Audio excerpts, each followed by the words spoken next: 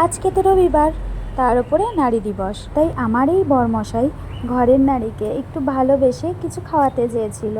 মানে রোজই খাওয়াই কিছু না কিছু বানিয়ে, আর আজ যেহেতু নারী দিবস তাই ঘরের এই নারীর জন্য বলল তুমি সকালে যা খেতে চাইবে আমি তাই খাওয়াবো। আর আমিও অমনি সুযোগে কোপ মেরে দিলাম।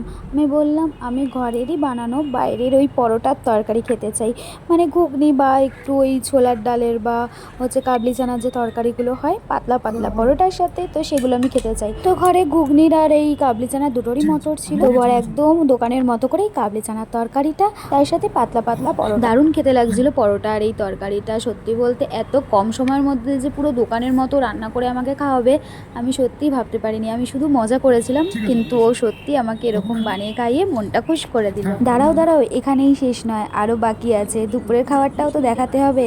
তো আমি চেয়েছিলাম দুপুরে একটু পোলাও খেতে, তো সেই মতো বরমশাই পোলাও বানিয়েছিল, সাথে ছিল ডিম কষা। তো আজকের নারী দিবসে আমার বরের ঘরের নারী কিন্তু ভীষণ খুশি।